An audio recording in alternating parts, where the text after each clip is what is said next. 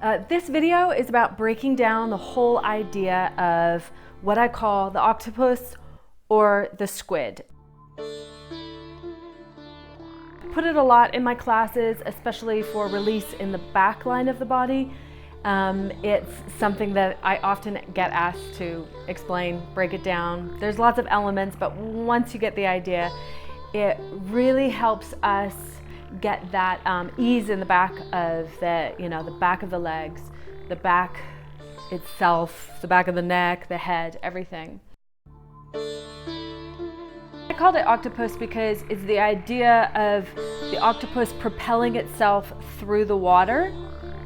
And then somebody pointed out, we only have 4 limbs and squids only have 4 limbs. So, but I still like the term octopus. Forgive me for that. I'll face the side so you can see me to begin with. We start with the hands on the floor, wherever's comfortable, so that you feel like you have space in the spine. And the knees bent, so even if you can comfortably sit here with the legs straight, start with them bent. And the first action is to take the knees away from each other, out to the side. And then, as you move past a straightening, press through the balls of the feet, let the knees roll towards each other, and then lift the knees back up. So if you think about a circular action happening in like the knee is leading the circles, or if you can imagine your thigh bones leading the circles, this is the starting point, right? And there's a reason for this. So first of all, if you're looking at the back of the legs, most of you think in terms of hamstrings. And if you're not really familiar with how the hamstrings live back there, they wrap around into the inner thighs, into the adductors.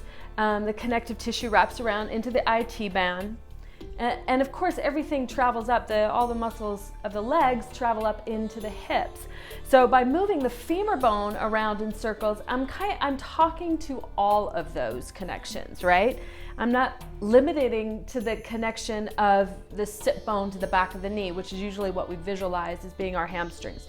There's just too much going on back there to limit it to that. So once I get this idea, and for those of you that teach, it takes a while for your students to get this kind of going, so be patient with them. Then the next thing I add is the movement of the pelvis. So I begin to rock on the sit bones forward and backward in accordance to where my legs are. So when they come closer, my spine, my pelvis has to tilt back to accommodate. And then as the knees drop open, I can lift my spine. If I've got the mobility in the lower back, I can start to lengthen further forward.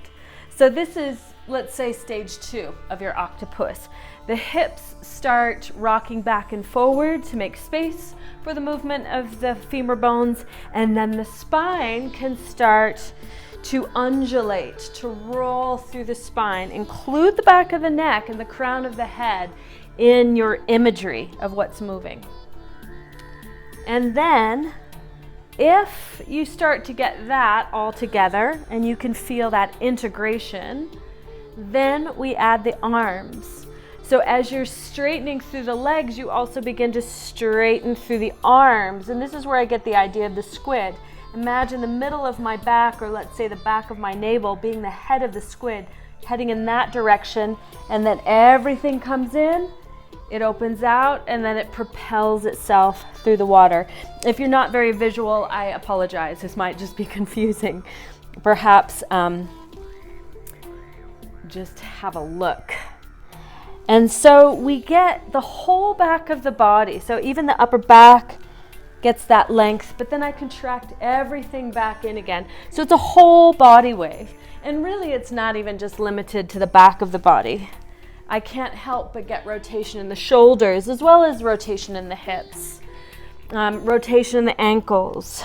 I can be really fancy and add rotation in the fingers and the wrists if I want to. And then if I want to, if it's part of my practice, if it's something I want to choose to hold a forward fold, after doing that, then everything in the body's been stimulated.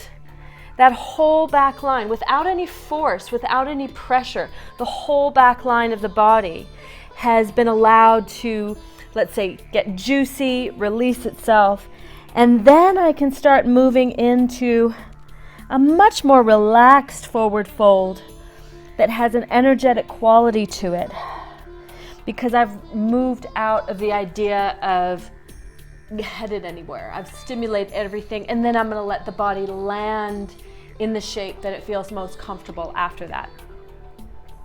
So give that a go. Play around with it. It's great if you are trying to release lower back tension, middle back tension. If you've got, if you run a lot, cycle a lot, and you feel like you've got a lot of tightness in the hamstrings and the calves, it can just feel nice to get all of that flowing. So yeah, check it out.